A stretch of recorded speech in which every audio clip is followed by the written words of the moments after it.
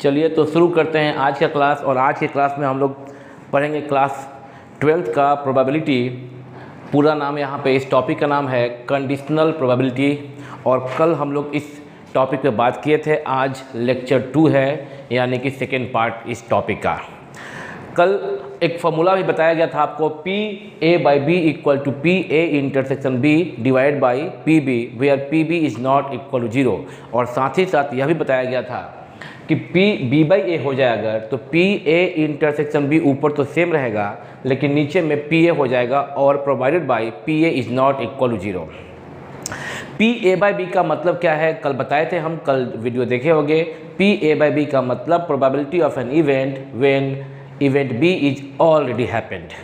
समझ रहे हो बच्चों कि PA/B का मतलब क्या हो गया कि probability of an event A when event B is already happened. क्या है प्रोबेबिलिटी A का, इवेंट A का, जब B पहले से ही हो चुका हो। सिमिलरली अगर कोई बोलता है PB/A, इसका मतलब होना चाहिए कि what is the probability of event B when event A is already happened. तो ये बात हम लोग कल कर चुके थे और कल 2 क्वेश्चन भी किए थे।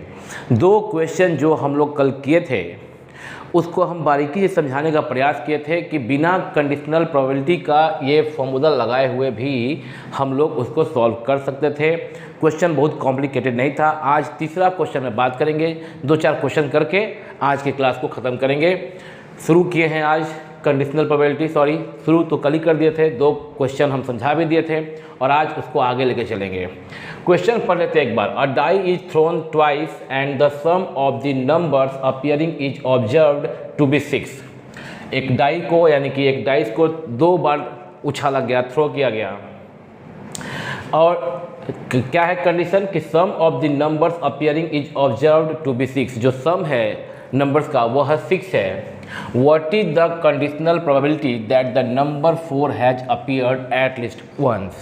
क्या है कंडीशनल प्रोबेबिलिटी कि जो 4 नंबर है वह at least once, कम से कम एक बार आए, इसका निकालना है प्रोबेबिलिटी हम लोगों को। तो हम लोग बनाएंगे कैसे इसको? तो यहाँ पे देख रहे हो कि राइट साइड में हम पहले ही ये सेशन शुरू करने के पहले यहाँ पे हम लिख चुके थे ताकि लिखने में समय ना जाए। यूट्यूब पर वीडियो बहुत लंबा तो बनता ही है। F इक्वल टू, जब तुम जानते हो कि जब एक लूडो को, एक डाई को अगर हम 2 बार उछालते हैं या 2 डाई को एक साथ उछालते हैं तो 6 × 6 दैट इज 36, 36 सैम्पल स्पेस होता है। F इक्वल टू 1 1 1 2 1 3 1 4 1 5 1 6 और इसी के बाद 2 1 2 2 2 3 2 4 2 5 2 6 एंड सो ऑन, कहाँ तक? 6,6 तक। लेकिन इस पैटर्न में ही तुम याद करना, जिस पैटर्न में हम लिखे हैं इसी पैटर्न में याद करना। इवन याद किए होगे, 11th में पढ़े हो। इस पैटर्न में याद करने से क्या फ़ायदा होगा कि तुमको ये बिना लिखे हुए भी माइंड में ये पैटर्न बना रहेगा कि 1 पहला जो थ्रो किया गया उस पर अगर 1 आया, उसी डाई को चूँकि 2 बार यहाँ पे लिखा हुआ है कि ट्वाइस, यानी कि 2 बार थ्रो करना है। तो पहला थ्रो में अगर 1 आया आउटकम और दूसरा थ्रो में 1 आया तो एक हो गया 1 1। फिर से अगर फेंक रहे हैं, थ्रो कर रहे हैं, तो पहला थ्रो में 1 आया, दूसरा में 2 आया। ये ऑप्शन है। मतलब कि अगर किसी डाइस को 2 बार फेंक रहे हो तो क्या क्या फिर से फेंक रहे हैं, यहाँ पे नहीं बोलना चाहिए। बोलना ये चाहिए मेरे को कि अगर एक लूडो के गोटी को हम ट्वाइस उछाल रहे हैं तो क्या क्या ऑप्शन हो सकता है। फर्स्ट टाइम में हो सकता है कि फर्स्ट गोटी पे हो सकता है कि 1 आए और दूसरे पे आ जाए 1, या हो सकता है कि फर्स्ट पे 1 आए सेकंड पे आ जाए 2, या हो सकता है फर्स्ट पे 1 आए सेकंड पे आए 3। ऐसा कितना कंडीशन है? तो 1 3 के बाद 1 4 1 5 1 6, या फिर 2 1 2 2 2 3 ऐसा आए। तो कुल कितना पॉसिबल केस है? तो वही इतना, कुल 36 पॉसिबल केस है। और यह बात तो हम लोग पहले से जानते ही हैं, 11th में पढ़ ही चुके हैं। आगे बढ़ते हैं कि तो पता क्या करना है कि what is the conditional probability that the number 4 has appear at least once, ये पता करना है हम लोगों को। चलो, तो कल तो सीख चुके थे ना कि A किसको लिखना है, B किसको लिखना है। कल का वीडियो जो बच्चे नहीं देखे हो और आज का वीडियो देख रहे हो तो पहले लेक्चर 1 का वीडियो देख के आओ तो समझ में आएगा आज का बात। तो सबसे पहले तो यहाँ पे S जो कि हम यहाँ लिख दिए राइट साइड में। अब जब एग्जाम में ये क्वेश्चन आया हुआ है और बनाना है तो ज़रूरी नहीं है कि S इक्वल टू यहाँ से यहाँ तक लिखा ही जाए। ठीक है, इसको हम इस प्रकार से लिख सकते हैं, वहाँ राइट में लिखे हैं तुम्हारे समझाने के लिए ताकि तुम उसको याद कर सको। लिखा जा सकता है S इक्वल टू 1 1 1 2 1 6 और फाइनली क्या हो जाएगा हमारा 6,6। ऐसे हम लोग इसको यहाँ पे ऐसे भी लिख सकते हैं और लास्ट में क्या हो गया 6,6। Therefore number of s equal to 6 into 6 equal to 36। या ये लिख सकते हैं एग्जाम में कि when we know that when a die is thrown twice, we know that when a die is thrown twice then number of sample space equal to 36। ये लिख सकते हैं हम लोग। ये काम हो गया पहला कि 36 हो गया। पैटर्न दिमाग में याद रहेगा। क्यों पैटर्न को याद करने को बोल रहे हैं? क्वेश्चन जब बनाओगे ना तो इस पैटर्न को दिमाग में रखोगे तो जो भी यहाँ बोला जा रहा है वो हम लोग आउटपुट को निकालने में चूज करने में सुविधा होगा। देखो कैसे सुविधा होगा यहाँ पे। शुरू करते हैं। लेट, चूँकि हम लोग कल बात किए थे एक इवेंट को ए मानेंगे, दूसरे इवेंट को बी मानेंगे। जिस इवेंट का प्रोबेबिलिटी निकालना होगा बच्चा लोग, उसको हम लोग बोलेंगे ए, और जो पहले से हो चुका हो, जो इवेंट पहले से हो चुका हो, उसको मान लेना बी। बस। तो यहाँ पे निकालना किसका है प्रोबेबिलिटी कि the number 4, let A be the event that the number 4 has appeared at least once। बस ये मान लिए ए। तो ए इक्वल टू क्या क्या हो गया नीचे लिख लेंगे, और बी को मान लिए and let B be the event that the numbers appearing, ऊपर में numbers appearing is the sum of the b be the event that the sum of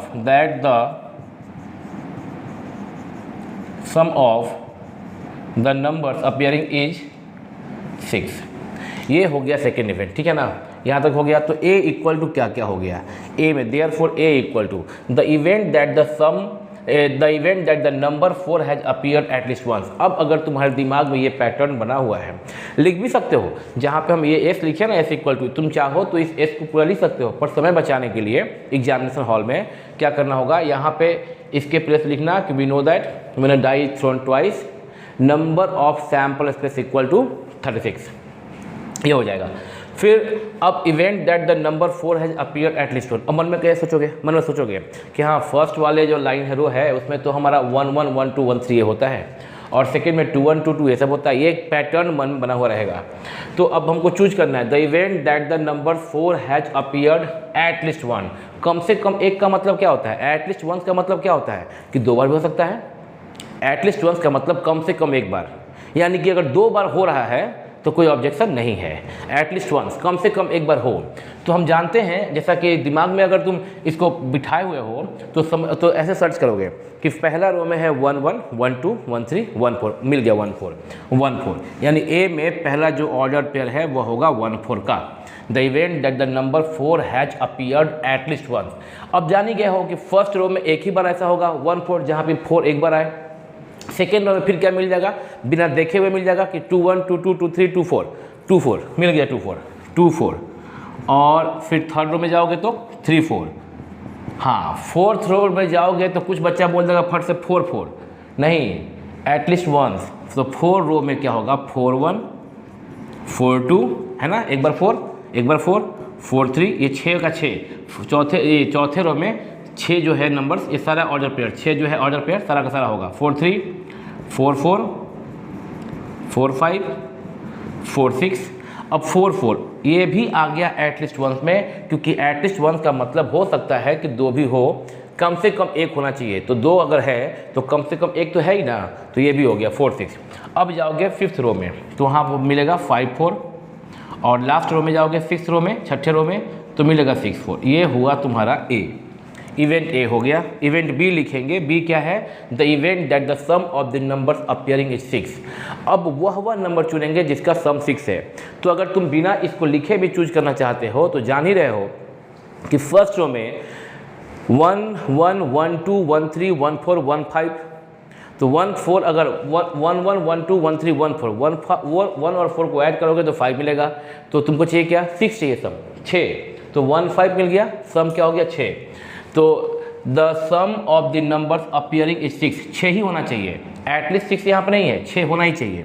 तो पहले रो में मिला 15, 1 + 5 6। दूसरे रो में 2 1 से शुरू होता है तो 2 4 मिलेगा, 2 और 4 6, और तो कोई मिलेगा नहीं क्योंकि उससे पहले जाओगे तो 6 से कम हो जाएगा, 2 3 5, बाद में जाओगे 2 5 या 2 6 तो 2 + 5 7, 2 + 6 8, बड़ा हो जाएगा।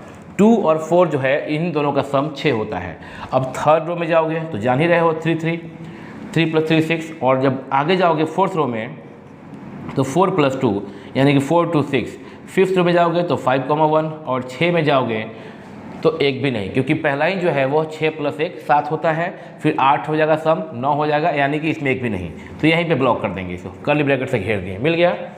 अब A इंटरसेक्शन B निकालना होता था, कल हम लोग सीखे थे।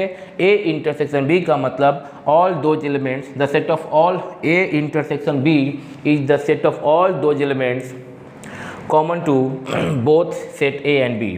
तो इसमें चेक करेंगे 1 5 इसमें कहीं पे है, नहीं है। 2 4 कहीं है, हाँ है, तो एक मिला 2 4। 3 3 कहीं इसमें है, तो 3 और 3 इसमें कहीं नहीं होगा, ठीक है। 3 3 है इसमें, कहीं चेक कर लो, 3 3 3 3 ऐसा करके चेक कर लो, कहीं नहीं है। 4 2 इसमें कहीं पे है, 2 4 तो है यहाँ पे, और 4 2 यहाँ पे है, यानी कि 4 2 भी कॉमन पॉइंट हो गया, 4 2। अब 5 1 चेक करना है, इसमें कहीं पे भी 5 1 है, तो चूंकि ऐसे भी तुम, ये तो हो गया अभी सिखा रहे इसलिए ऐसा बोल रहे हैं, चूंकि यहाँ पे बोल ही दिया है कि बी यहाँ पे कि 4 has appeared at least once, तो बस ये 1 और 5 है, इसमें 4 तो है ही नहीं, ख़त्म हो गया। 3 3 होगा ही नहीं, 5 1 होगा ही नहीं, तो क्या होगा, सिर्फ 2 और 4, 4 और 2 कॉमन हो गया, ये निकल गया। अगर तुम्हारे मन में ये चल रहा है कि कल जैसा 2 क्वेश्चन किए थे बिना कंडीशनल प्रोबेबिलिटी का भी हम लोग बनाए थे, वैसा यहाँ भी बना सकते हैं। 1 मिनट का टाइम तुम्हारा लेंगे और तुमको समझा सकते हैं कि इसको बिना कंडीशनल प्रोबेबिलिटी का इस्तेमाल करके कैसे बनाओगे। और आज अगर बता दिए और तुम अगर समझ गए तो फिर काम ही हो गया हम लोगों का, मेरा पर्पस सॉल्व हो जाएगा तुमको समझाने का। जरा देखो, जरा सोचो, समझो इसको। अगर ये क्वेश्चन फिर जैसा हम कल बात कर रहे थे क्लास 10th का होता, तो इसमें ये जो कंडीशन लगाया गया है ऊपर में कि यहाँ पे जो the sum of the numbers appearing is observe to be 6, ये कंडीशन को हटा दिया जाता। फिर क्वेश्चन क्या होता, क्वेश्चन सिर्फ ये होता कि a die is thrown twice, then what is the conditional probability that the number 4 has appeared at least once, ये होता क्वेश्चन। तो जैसे ही देखते कि अच्छा एक डाई को अगर ट्वाइस थ्रो किया गया है, इसका मतलब number of S equal to 36 हो गया, ठीक।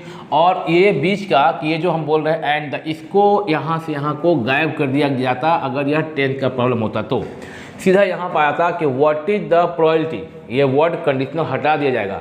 जैसे ही ये टर्म हटा पहला वाला, ये कंडीशनल यहाँ वर्ड हटा दिया जाएगा। अगर ये 10th का सिलेबस होता, लिखा जाता what is the probability that the number 4 has appeared at least once. तो number of probability appear at least once, तो यहाँ पे है आपका ये कि इसमें ये जो लिखे हम लोग इवेंट, इसमें 4 एक बार एट लीस्ट वंस अकर हो रहा है, तो कितना है, 1 2 3 4 5 6 7 8 9 10 11 है, मतलब number of event equal to 11।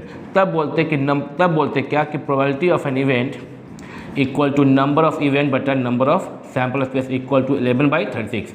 यह हो गया क्लास 10th के लेवल का।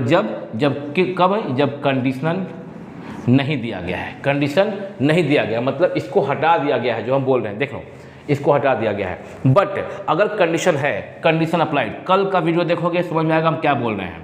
कल समझाए इस प्रकार से ही करके, कंडीशन अप्लाइड तो क्या, तब ये जो ग्राउंड किया है ये खत्म हुआ, अब कंडीशन अप्लाइड है। जैसे बताए थे कंडीशन अप्लाई करने के बाद क्या होता है, सैंपल स्पेस में जो सैंपल पॉइंट है वो कम हो जाता है।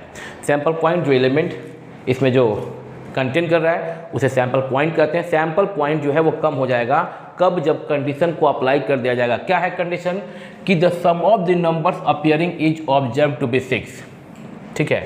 तो अब बात ये हुआ कि तब तो सिर्फ इवेंट क्या क्या बचा, यानी कि ऑल पॉसिबल आउटकम्स क्या बचा। जब ये तय हो गया, पहले जब कंडीशन नहीं था तो लूडो अगोटी जब हम 2 ट्वाइस थ्रो कर रहे हैं तो 36 है सैंपल स्पेस। लेकिन जब कंडीशन ये हो गया कि ना उससे कोई मतलब ही नहीं है, आप जितनी बार फेंके ठीक है कि आपका सैंपल स्पेस होता है 36, 36।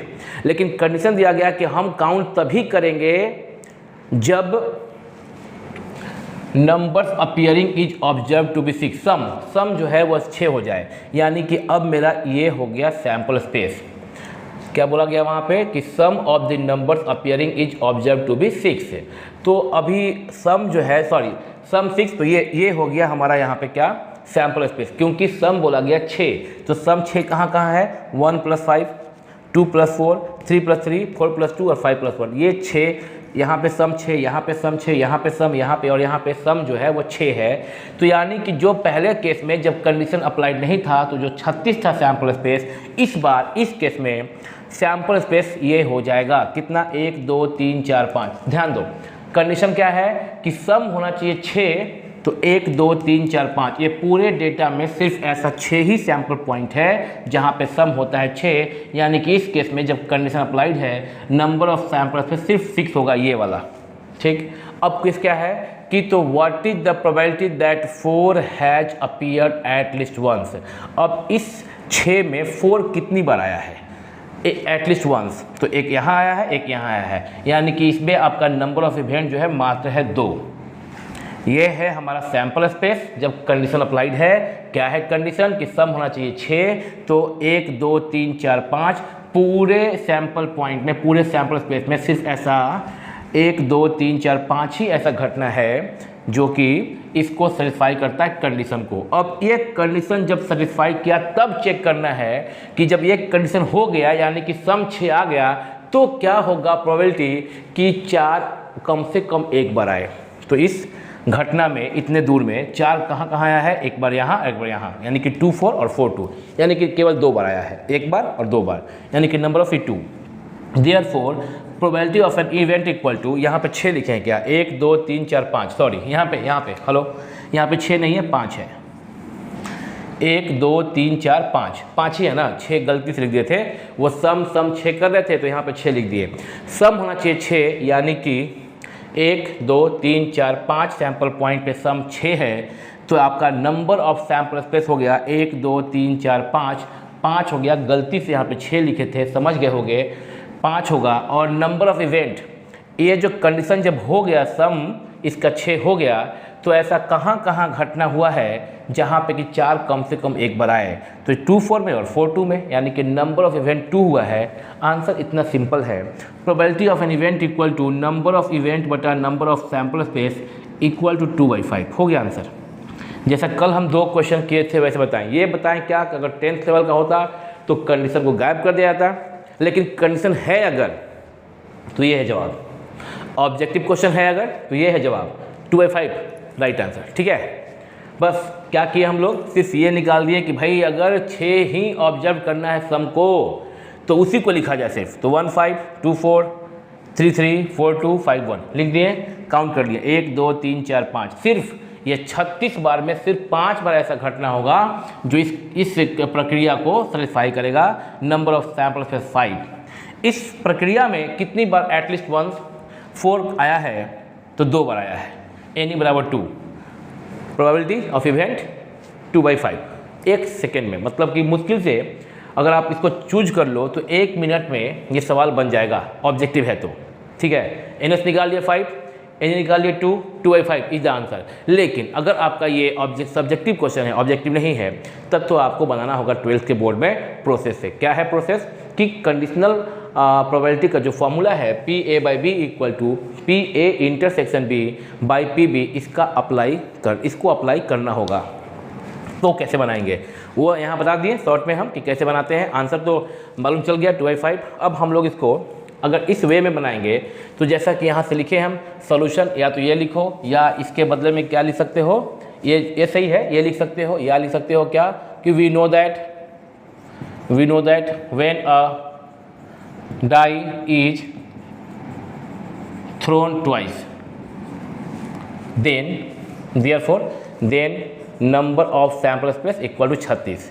let A बोल दिए, let B हम बोल चुके हैं, A और B लिख लिए, A इंटरसेक्शन B निकाल लिए। क्या निकालना मेरे को अब probability of A by B, यानी कि probability of an event A when B is happened। A का मतलब कि इवेंट यानी कि 4 अपीयर एटलीस्ट वंस, B का मतलब given the sum number appearing is 6। ठीक है, पी ए बाई बी निकालने का मतलब है कि P A intersection B divide by P B is equal to, अच्छा पी ए इंटरसेक्शन बी का मतलब क्या होता है, number of A intersection B divide by n S, और पी बी का मतलब होता है एन बी बटा एन एस।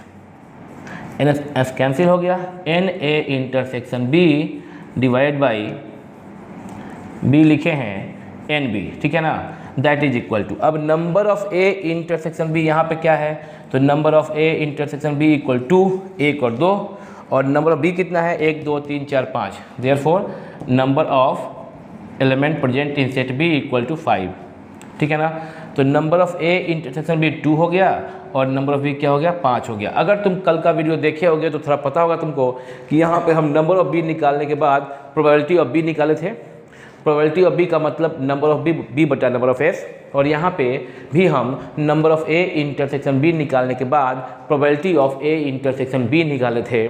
कैसे, number of A intersection B बटा एन एस। कल का वीडियो देखे होगे तो आज का बात पूरा समझ में आएगा तुमको। तो कल हम बताए थे इस बारे में कि, और फिर ऐसे करके भी कल बताए थे कि बिना प्रोबेबिलिटी इसका और इसका निकाले हुए, और यहाँ पे तो ए का ना ही हमको नंबर काउंट करना पड़ा, ए इवेंट का हमको नंबर भी काउंट नहीं करना पड़ा और प्रोबेबिलिटी भी निकालना नहीं पड़ा, जबकि कल हम निकाल के बताए थे ऐसे। हम लोग डायरेक्टली ऐसे यूज करके बना सकते हैं। 25 आंसर है। उम्मीद करते हैं कि पहला क्वेश्चन तुम समझ गए होंगे। ऑब्जेक्टिव अगर है तो यहाँ बना दिए हैं, सब्जेक्टिव अगर है तो ऐसे लिखना है, ठीक है ना, बात समझ गए। चाहेंगे कि तुम वीडियो को पॉज करके इसको नोट कर लो। नोट करने के बाद हम लोग क्वेश्चन नंबर 4 की बात करेंगे। वीडियो को पॉज कर लीजिए, पॉज।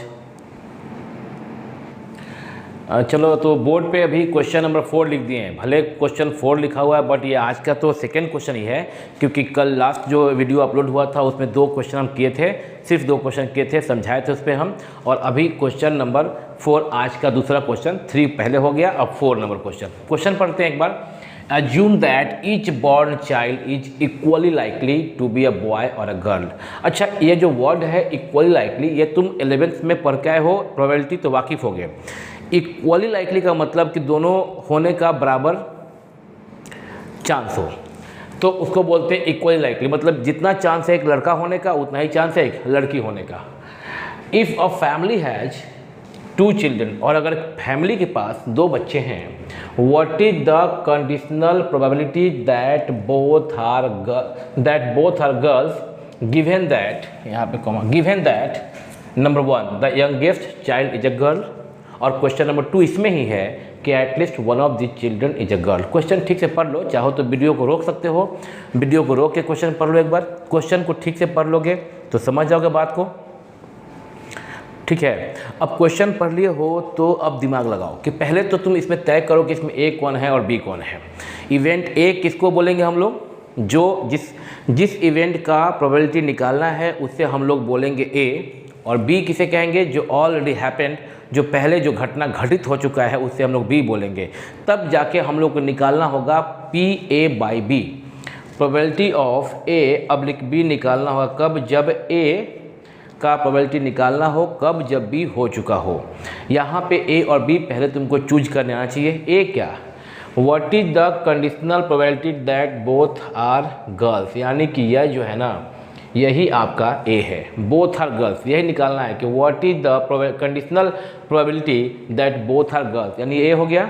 यहाँ पर लिखे हैं, फिर देखना, let A equal to event that both the children are girl, both the children are girl, ये हो गया। ये क्वेश्चन 1 के लिए बनाए हैं।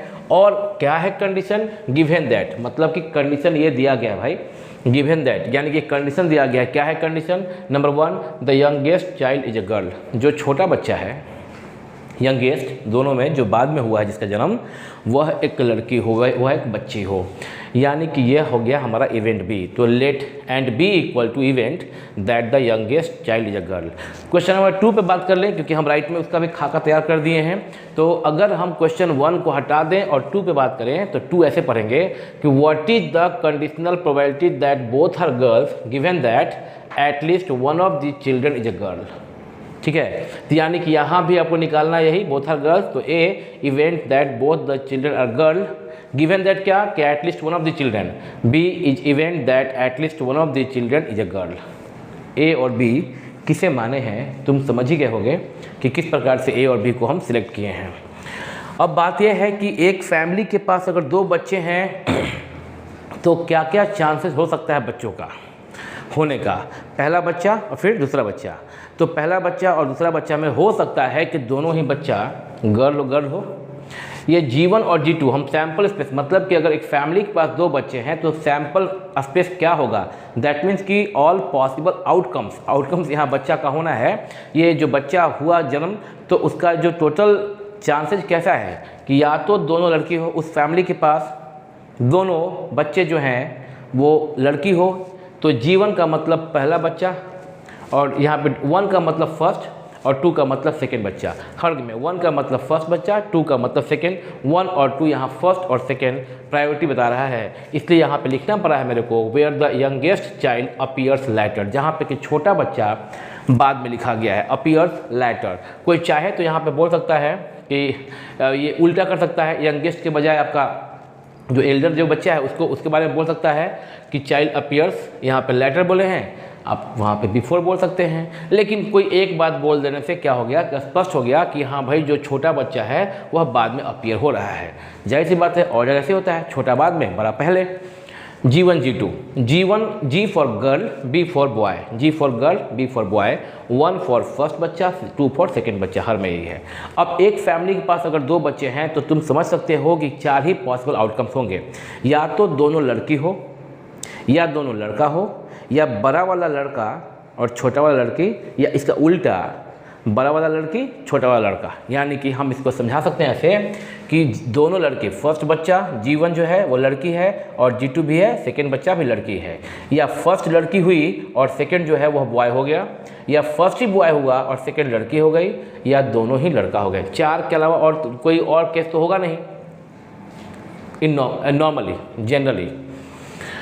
हाँ, अगर लड़का और लड़की हो रहा है तो यही 4 केस बनेंगे। ठीक है, ए और बी के बारे में बात कर लिए दोनों ही केस में। अब सिर्फ क्या करना है, इसको सॉल्व कर देना है।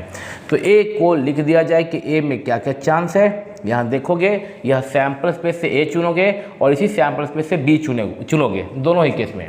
ए क्या है, A be the event that both the children are girl, तो ए हो गया सिर्फ G1 G2। तो number of A equal to only 1। B क्या है भाई, तो बी में चुना जाए, B be the event that the youngest child is a girl, छोटा जो बच्चा है वह एक लड़की हो, तो पहला केस सेटिस्फाई करता है, क्योंकि इसमें जो सेकेंड बच्चा है वह यानी कि जो आपका यंगेस्ट चाइल्ड है यहाँ पे, तो यंगेस्ट चाइल्ड जो है वो क्या है, लड़की है, G2, यानी कि G1 G2 ये केस सेटिस्फाई किया। Youngest child is a girl, तो ये G1 B2 ये तो नहीं हो सकता, क्योंकि यहाँ पे यंगेस्ट चाइल्ड जो सेकेंड नंबर पे चाइल्ड है वह बॉय है, ये कैंसिल हो गया।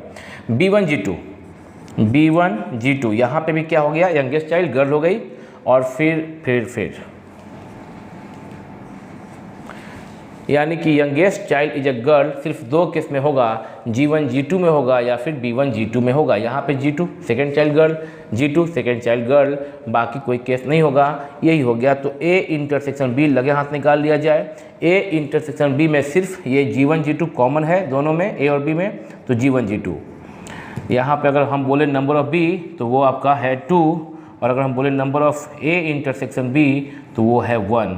चाहे आप तो अब इसका प्रोबेबिलिटी ऑफ A निकालें, तो A के लिए क्या होगा, नंबर ऑफ A बटा नंबर ऑफ S, तो A हो गया आपका 1, नंबर ऑफ A हो गया 1, और नंबर ऑफ S कितना है यहाँ पे, 1 2 3 4, यहीं पे लिख लिया जाए, कहीं पे लिखना चाहिए था, स्टार्टिंग में लिखना चाहिए था नंबर ऑफ S कितना है, 4 है। ठीक है, तो अभी अगर नंबर ऑफ S 4 है तो आप यहाँ पे कर सकते हैं 1/4, पर हम ये कह रहे हैं कि इसका जरूरत ही नहीं है ना, हम कल भी बताए थे कि इसका जरूरत ही नहीं है।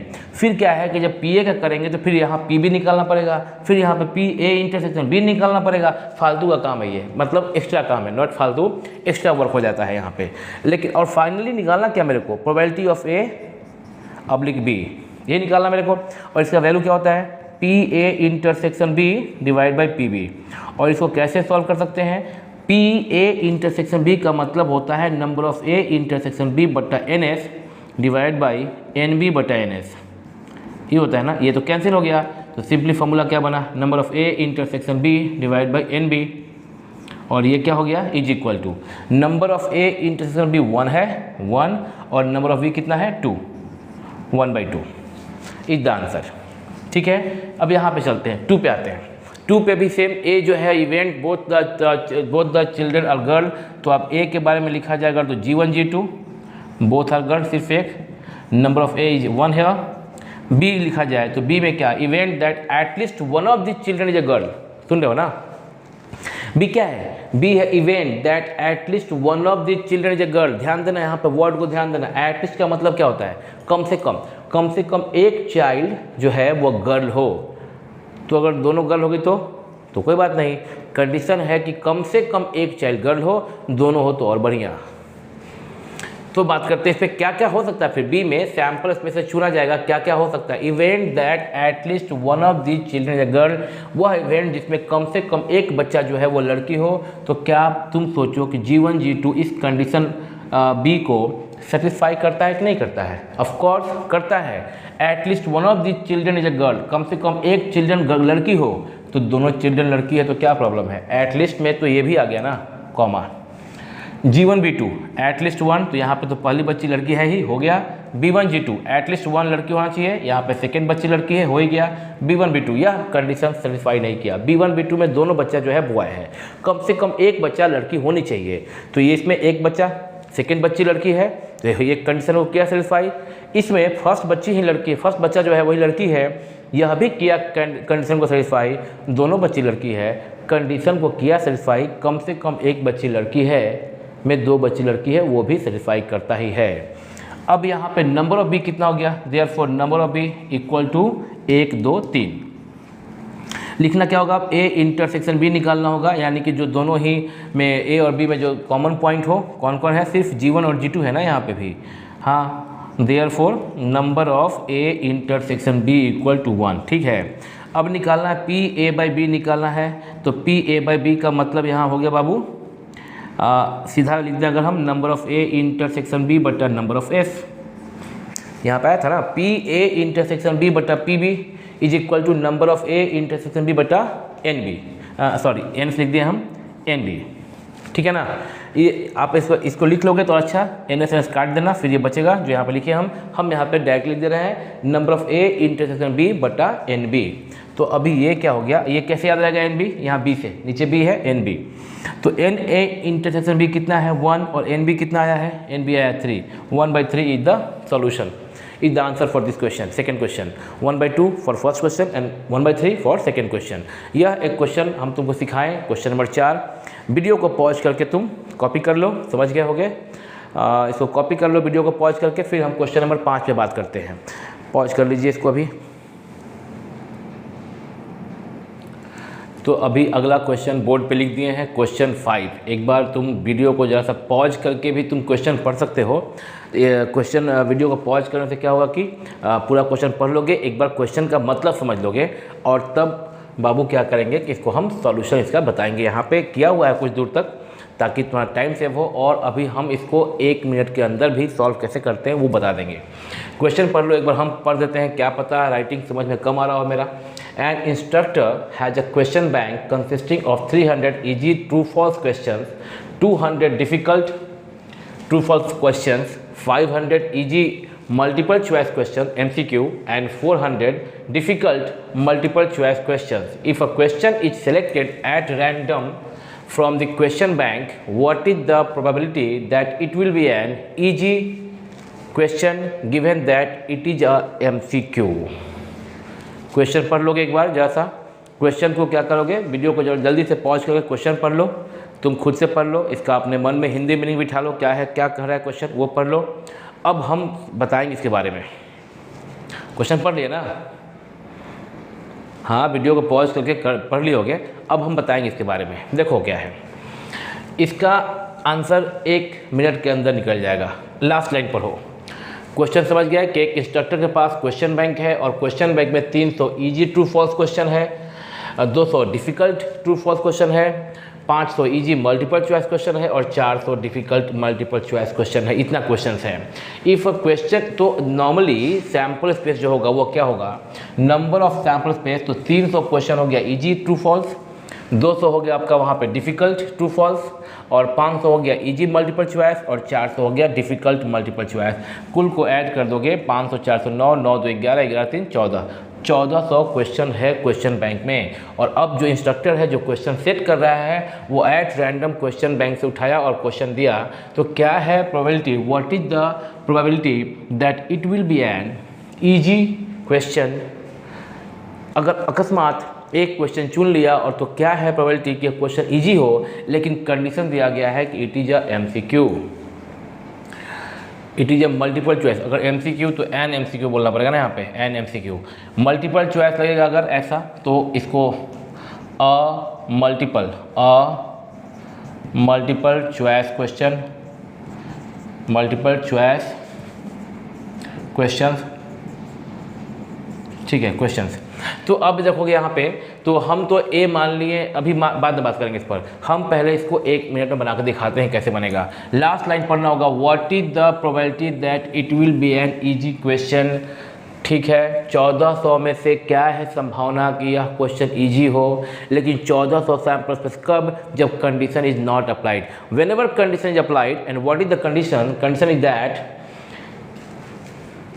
इट गिवन दैट, मतलब condition is that it is a multiple choice question. हम बात कर चुके हैं पहले 3-4 क्वेश्चन में, 4 क्वेश्चन में बात कर चुके हैं। अगर कंडीशन दिया है तो सैंपल पॉइंट कम हो जाएगा, सैंपल स्पेस का संख्या कम हो जाएगा।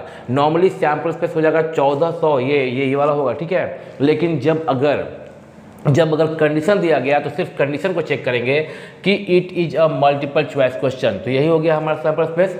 पता करो तो कितना है इसमें, कितना है मल्टीपल चॉइस क्वेश्चन, यानी कि MCQ कितना है, जल्दी से पता कर लो। तो 500 MCQ यहाँ और 400 MCQ यहाँ, यानी कुल कितना MCQ, मात्र 900। 500 + 400 900, तो नंबर ऑफ सैम्पल स्पेस हो गया 900 यहाँ पे, 500 + 400 = 900, ठीक है। और नंबर ऑफ इवेंट, और किसका निकालना है प्रोबेबिलिटी, निकालना है इजी क्वेश्चन का, प्रोबेबिलिटी निकालना है इजी क्वेश्चन का। क्वेश्चन कहाँ चला गया, व्हाट इज द प्रोबेबिलिटी, कहीं लिखा हुआ है हाँ, what is the probability that it will be an easy question.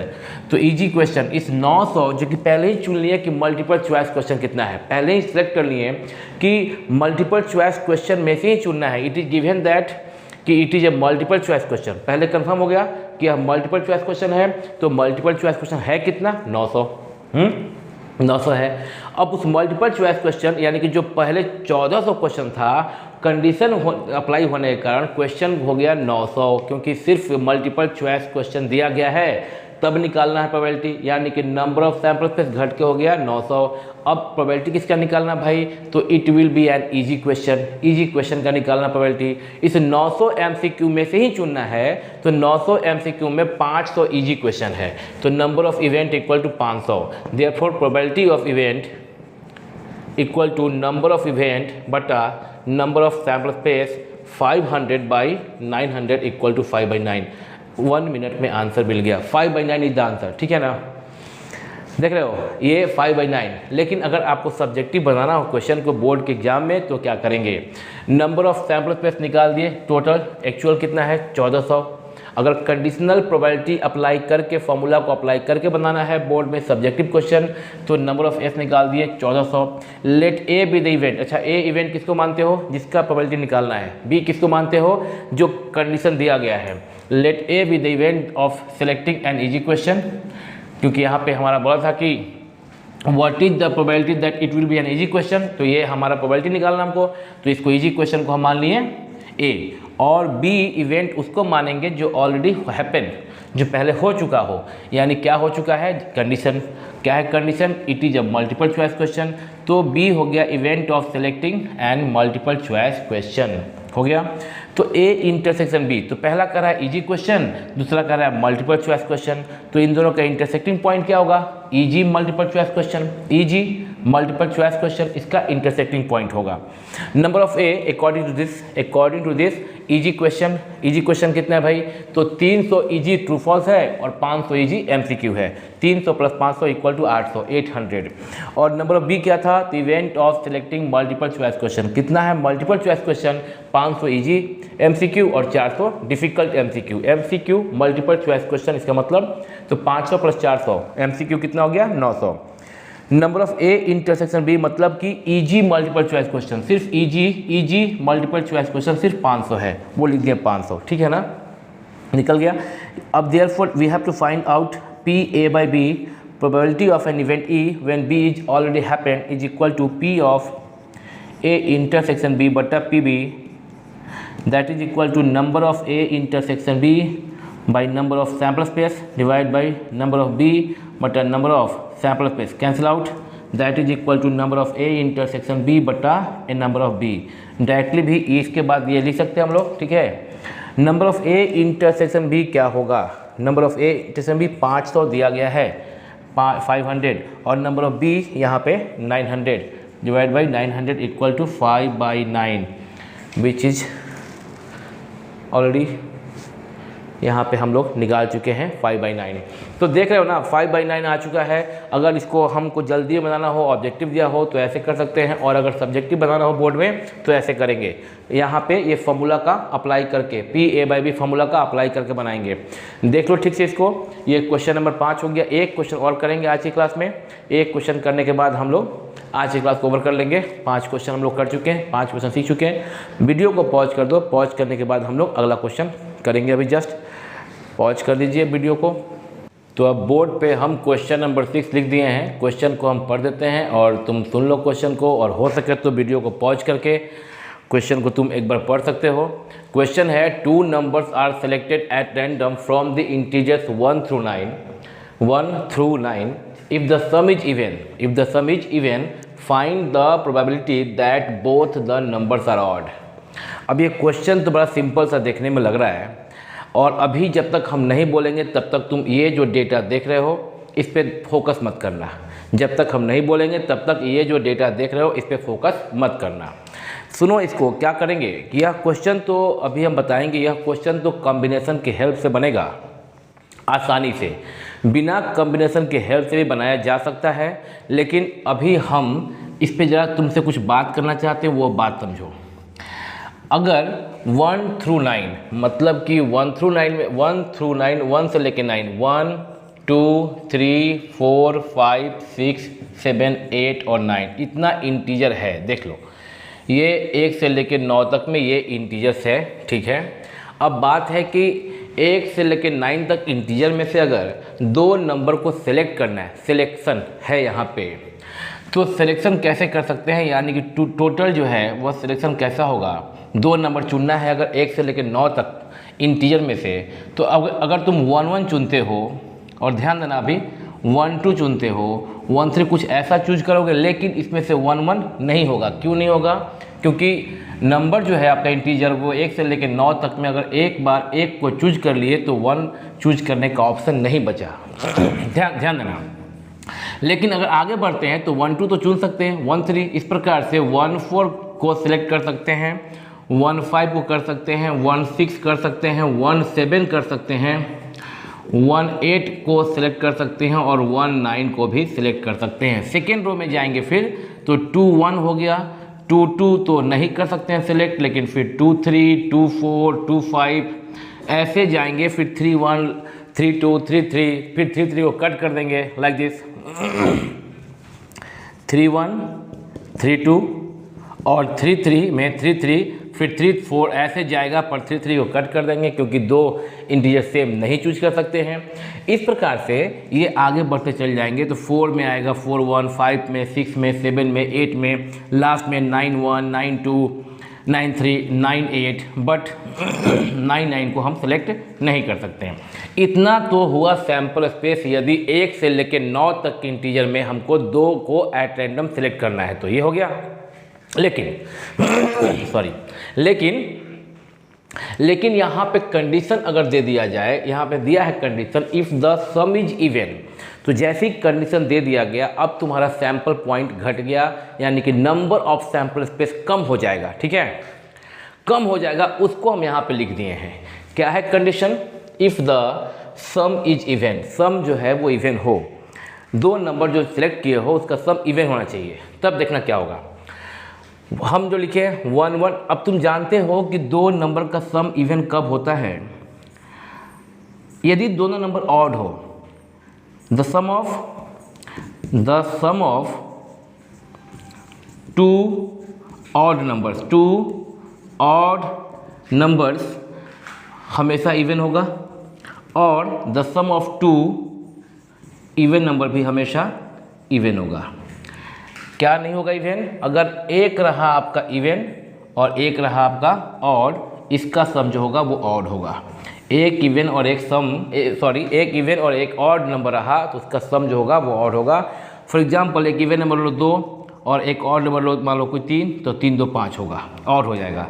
लेकिन दो अगर लोग odd number, for example 2 odd number, 1 odd number, 3 odd number, इसका जो इवन सम होगा वो इवन होगा। दो इवन नंबर का सम भी इवन होगा। फॉर एग्जांपल 2 + 4, दोनों इवन नंबर है, सम इवन हो गया।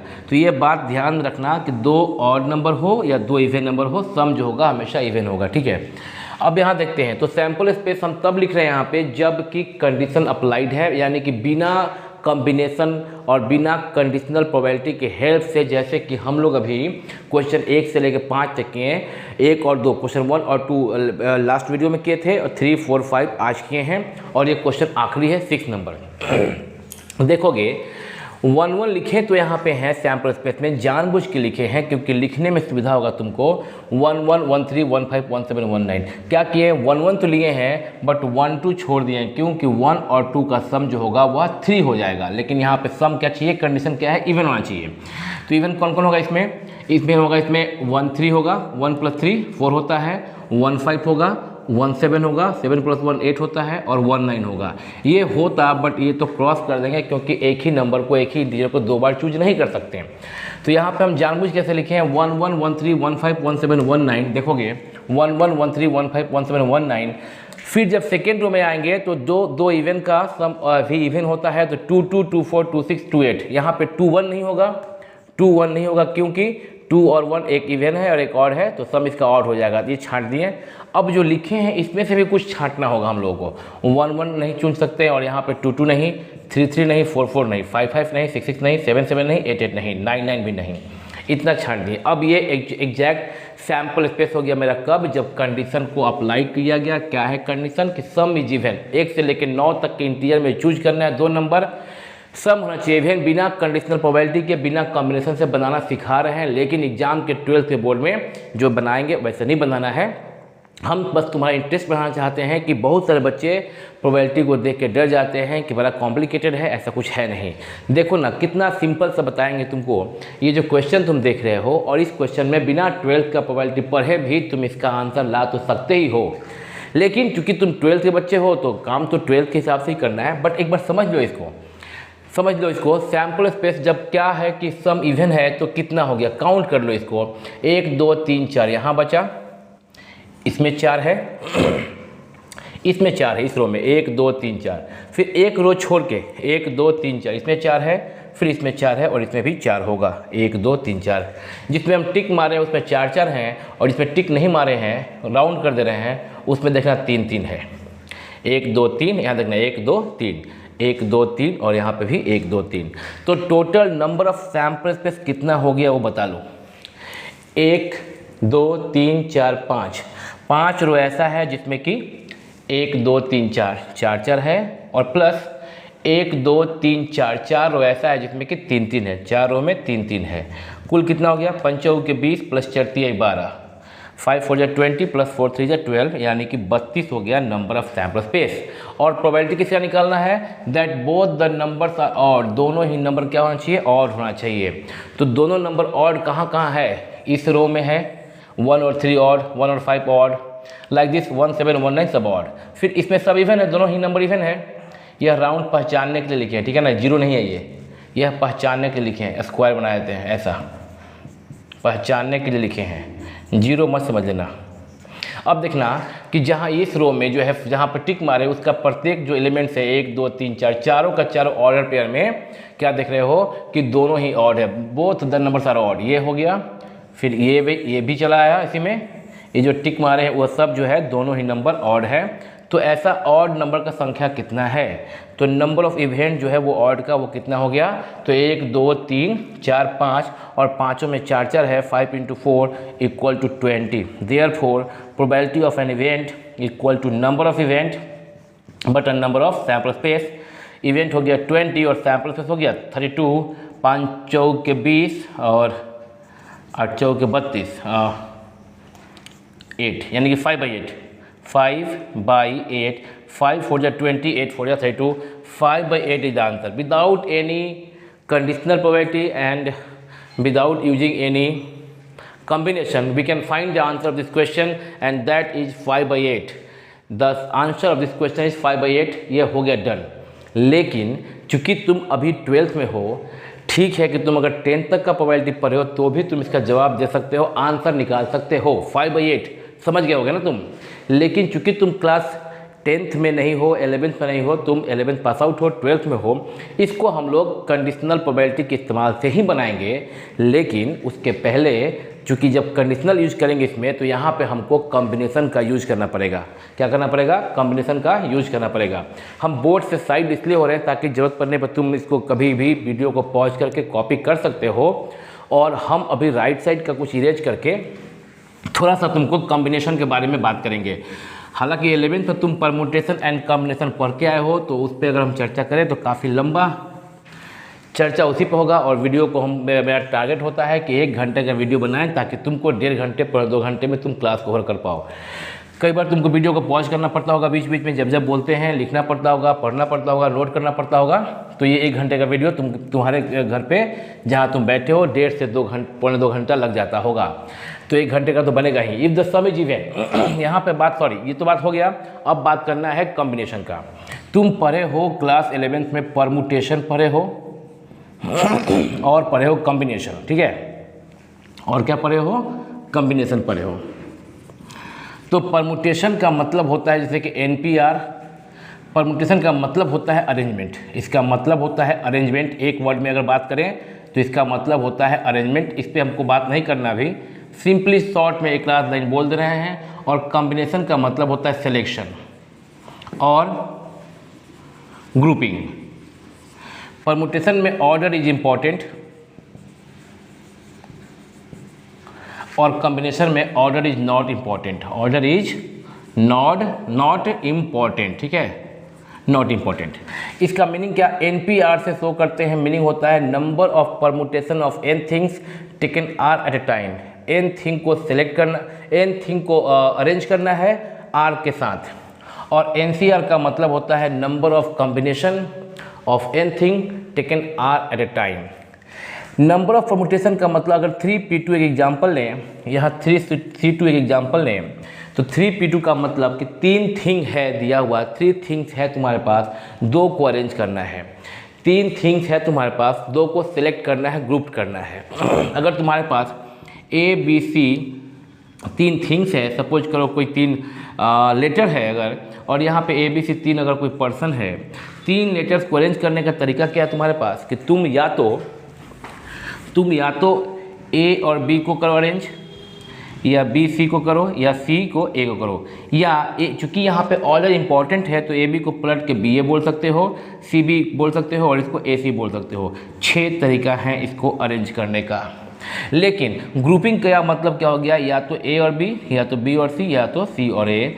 अब जब ग्रुप करना है, मान लो कि 3 आदमी में से 2 को सिलेक्ट करना है, तो या तो A B को चुनो या B A को चुनो, 2 ही आदमी तुम्हारे पास आएगा। 3 आदमी दिया हुआ है और तुम्हारे पास परमिशन है उसमें से 2 को किसी काम के लिए भेजना है, तो A और B को चुनो या B और A को चुनो, एक ही बात है।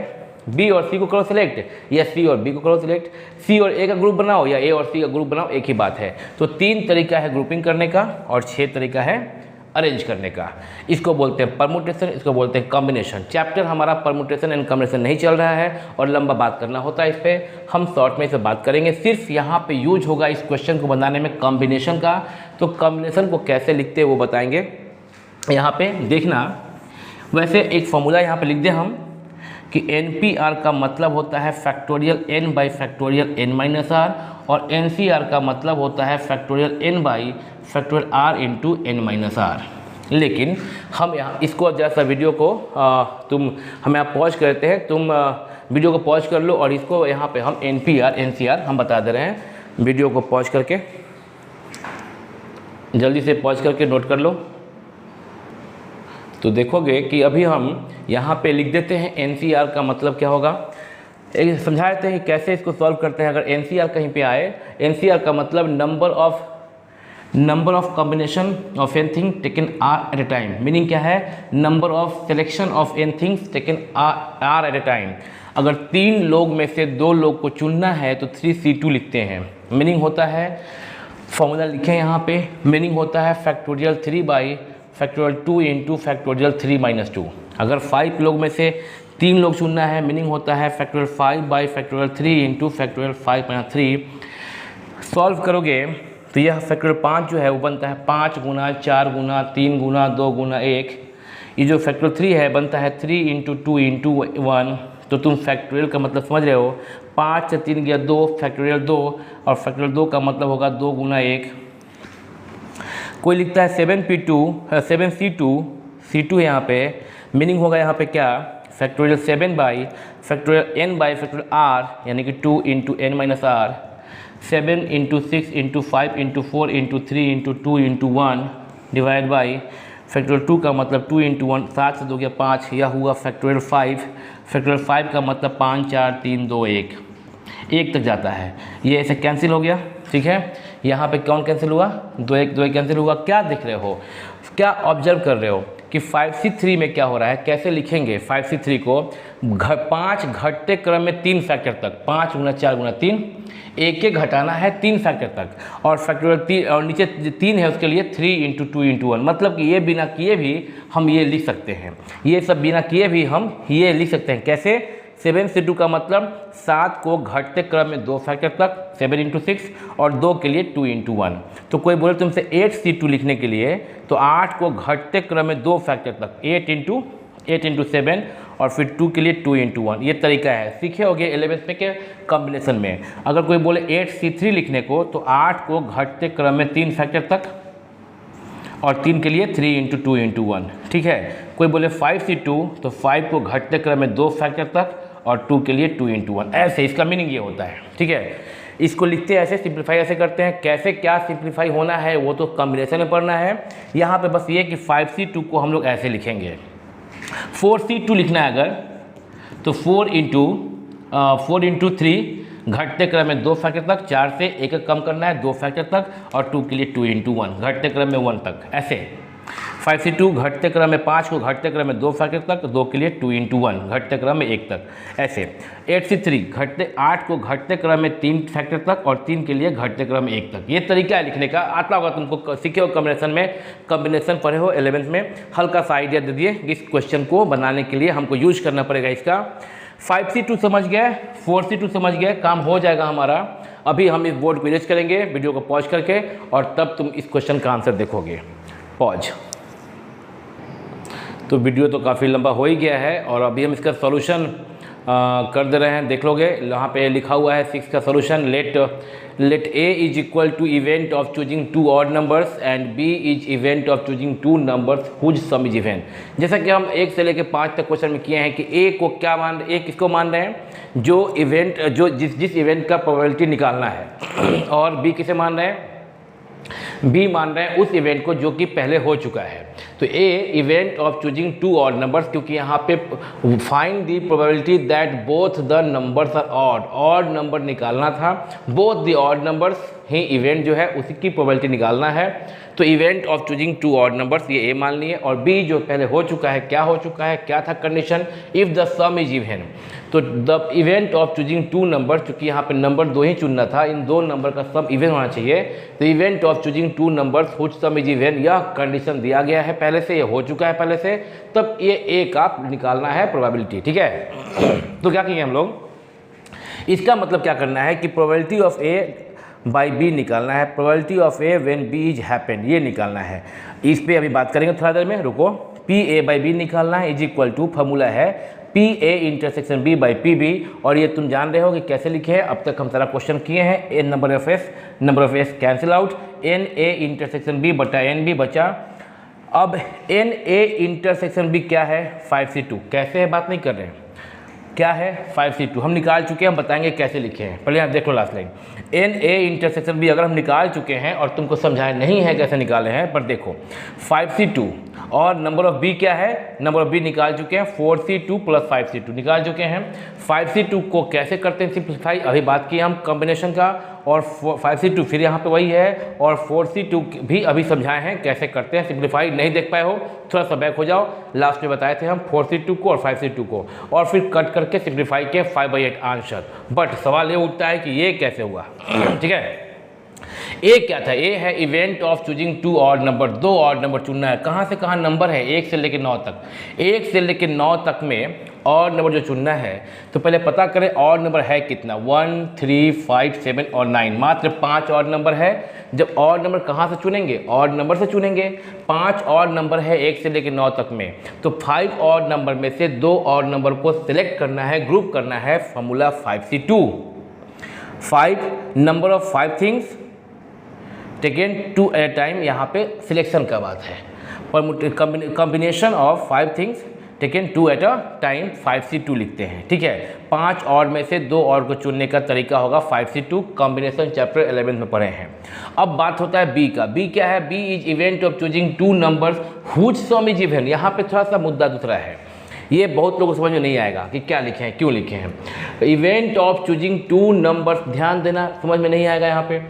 Event of choosing two numbers which sum is even, 2 number चुनना है, कहाँ से कहाँ तक में, 1 से 9 तक में, जिसका सम क्या हो, इवन हो। अभी यहाँ लिखे थे, मिटा दिए हम, कुछ देर पहले लिखे थे यहाँ पे बोर्ड पे, तुम देखे थे, किस 2 नंबर का सम होता है इवन, या तो दोनों नंबर ऑड हो तो होगा सम उसका इवन, या तो दोनों नंबर इवन हो तो होता है सम उसका इवन। हेलो, या तो दोनों नंबर का सम, सॉरी, या तो दोनों नंबर इवन नंबर हो तो सम करेंगे तो इवन आएगा, या दोनों नंबर ऑड नंबर हो तो सम करेंगे तो इवन आएगा। ठीक है, यानी कि 2 नंबर अगर आप चाहते हैं चूज करना 1 से लेकर 9 तक में, ऐसा 2 नंबर चूज करना चाहते हैं कि वह दोनों नंबर का सम इवन आए, तो या तो हम 1, 3, 5, 7, 9 ऑड नंबर में से, 5 ऑड नंबर में से 2 ऑड नंबर चूज कर लेंगे, तो 2 ऑड नंबर का सम इवन हो जाएगा 5C2। 5 ऑड नंबर में से 2 ऑड नंबर चूज कर लेंगे तो उसका सम हो जाएगा इवन नंबर 5C2, या बाकी बचे 4 इवन नंबर, 2, 4, 6 और 8, 2, 4, 6 एंड 8, बाकी बचे 4 इवन नंबर है ना, 1, 2, 3 और 4, इस 4 इवन नंबर में से कोई भी 2 इवन नंबर चूज कर लेंगे तो भी उसका सम होगा इवन 4C2।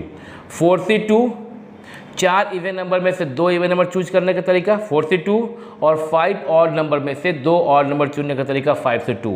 यह दोनों का प्लस, यह बात प्लस क्यों करना है, पढ़े हम लोग कॉम्बिनेशन में कि जब एक ही केस में अगर 2 बातें हो, ऐसा कि ये भी पॉसिबल हो, ये भी पॉसिबल हो, तो दोनों का एडिशन ही हमारा टोटल नंबर होगा 4C2 प्लस 5C2। और अभी नंबर ऑफ ए इंटरसेक्शन भी ये कैसे हुआ वो बात करते हैं। एक तो सिंपल बात बोल सकते हैं कि 5C2 यहाँ भी था, 5C2 यहाँ था, कॉमन, यही तो है इंटरसेक्टिंग। लेकिन अगर इसको हम स्टेटमेंट देकर समझाएं तो बता सकते हैं कि जो बात दूसरा है बी वाला, बी जो बात है कि 2 numbers which sum is even में क्या क्या आता है, या तो दोनों नंबर इवन एंड इवन हो, या तो दोनों नंबर ऑड एंड ऑड हो, यही बात होगा ना। यह जो कह रहा है बी इवेंट, जो इवेंट वी है, वो क्या कह रहा है कि 2 नंबर चुनना है जिसका सम इवन हो, तो या तो इवन एंड इवन 2 नंबर हो, या 2 नंबर ऑड हो, तो दोनों ही केस में इवन आएगा। 2 इवन नंबर का सम इवन, 2 ऑड नंबर का सम भी इवन होता है। ठीक है ना, तो अभी इन दोनों में, और यहाँ पे क्या कर रहा है, ए क्या कर रहा है कि 2 ऑड नंबर्स, हेलो, यानी कि ये कह रहा है, ये ए इवेंट सिर्फ इसको कह रहा है, जबकि बी इवेंट इन दोनों को कह रहा है। दोनों में अगर एक ये कह रहा है कि दोनों बात, बी कह रहा है दोनों बात, और ए कह रहा है सिर्फ ये बात, दोनों में इंटरसेक्टिंग क्या हो गया, ये वाला बात, odd and odd, odd and odd, ठीक है ना। दोनों नंबर क्या हो, ऑड हो, ऑड हो, पहला भी ऑड हो, दूसरा भी ऑड हो, तो ऑड और ऑड हो, यानी कि कितने ऑड हैं, 5 ऑड हैं, और 5 ऑड नंबर में से 2 ऑड नंबर को सिलेक्ट करना है बच्चे, तो 5 से 2, तो ये हो गया आपका, और 2 ऑड नंबर में से ये हो गया आपका 5 ऑड नंबर में से 2 ऑड नंबर को चूज करना है। 5 ऑड नंबर में से 2 ऑड नंबर को चूज करने का तरीका 5 से 2, इंटरसेक्टिंग पॉइंट यहाँ पे यही है।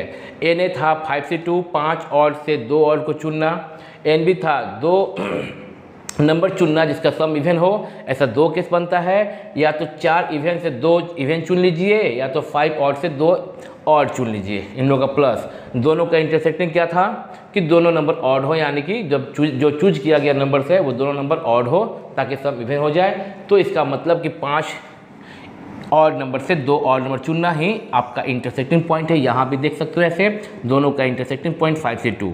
और पी ए बाई बी के बाद क्या हुआ ये तुमको हम समझा दिए, तो हम तुमको क्वेश्चन नंबर 6 तक समझा दिए।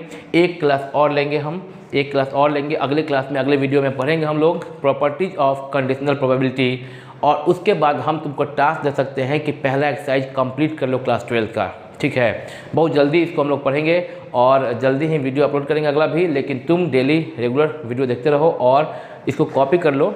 हम 1 सेकेंड 2 सेकेंड का समय देते हैं, हट जाते हैं स्क्रीन से, वीडियो को पॉज करके कॉपी कर लो। उम्मीद करते हैं वीडियो को पॉज कर लिए होगे और कर ही लिए होगे। तो मेरा काम आज का ख़त्म हो गया बाबू। अभी हम तुमको 1 घंटे का लगभग वीडियो बनाने का प्रयास करते हैं, थोड़ा आगे पीछे हो जाता है उसमें, लेकिन तुम्हारा काम है कि तुम रेगुलर वीडियो को देखते रहो और अपना कॉपी कलम लेके बैठो और उसको कॉपी पे नोट करो और तब इसको पढ़ो। अगर तुम ऐसे करोगे तो तुमको कहीं भी जाके अलग से पढ़ने की ज़रूरत नहीं पड़ेगी। इस प्रकार से वीडियो हम अपलोड ही बना ही रहे हैं। और तुम इसको क्या करना कि पहला क्लास का लेक्चर देख लेना, सेकेंड का लेक्चर, आज सेकेंड क्लास है इसका, ये देख लेना ठीक से। और जब कल हम नया वीडियो अपलोड करेंगे, कल मीन्स कल या परसों, मेरा मतलब है कि अगला वीडियो जब अपलोड करेंगे तो इसके बाद हम तुमको बोलेंगे तुम पहला एक्सरसाइज बना लो, हर एक क्वेश्चन बन जाएगा। और जो उसमें कॉम्प्लिकेटेड क्वेश्चन होगा उसको भी हम एक नेक्स्ट वीडियो में उसका भी कर देंगे, उसको भी सॉल्व कर देंगे। तुम देखते रहो वीडियो लगातार, अपने दोस्तों में शेयर कर सकते हो ताकि उनको फ़ायदा पहुँच सके। तो फिर मिलते हैं on same time on same channel pack up.